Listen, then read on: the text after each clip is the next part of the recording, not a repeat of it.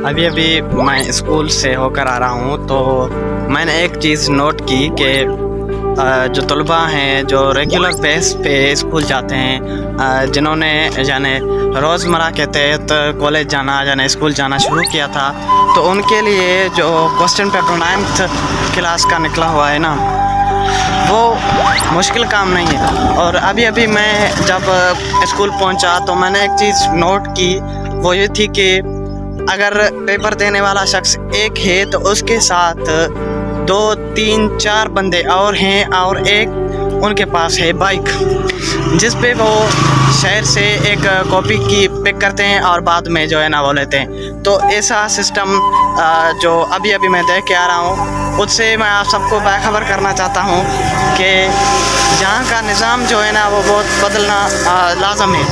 अगर हम इस चीज़ को नोट करेंगे कि by the way copy system, copy culture को बंद करें, कैसे करें, तो ये जो है ना सिंध में नामुमकिन है। As far as I know, जितनी हद तक मैं जानता हूँ और कोशिश करना चाहता हूँ कि इसको ख़त्म किया जा सके।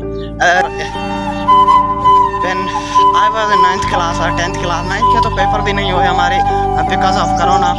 तो जब मैं 9th में था तो उस वक्त भी यही सिचुएशन थी, मगर हमारे 2 पेपर हुए थे। इंशाअल्लाह हमारी तैयारी बहुत अच्छी थी। अब आप कहेंगे कि नहीं, बिल्कुल हमारी तैयारी अच्छी थी और हम अपने पेपर क्वालिफाई कर गए थे। उसके बावजूद भी कॉपी कल्चर था और कॉपी की जा रही थी।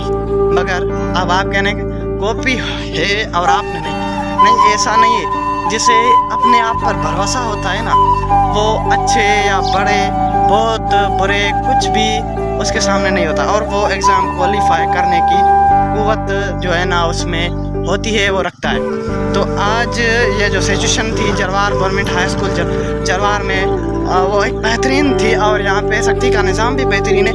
मगर एक पेपर देने वाले शख्स के साथ अगर 2, 3, 4, 5, 6 बंदे हैं और वो जो है ना, और जो पेपर देने वाले हैं कैंडिडेट्स हैं, स्टूडेंट्स हैं, वो तकरीबन 100 हैं, अगर 200 हैं, उनके साथ 300 आदमी और हैं, तो ऐसे लगता है रोड पे जाने वाले शख्स को कि गोया यहाँ पे कोई फेयर वगैरह यानी मेला वगैरह चल रहा है। तो ऐसी सिचुएशन के लिए मैं जरवार शहर के तमाम लोगों को ये कहना चाहता हूँ कि ये ना करें। अगर कॉपी कल्चर को हम मिटा नहीं सकते तो उसे बढ़ाएं भी नहीं, क्योंकि ये बदनामी है।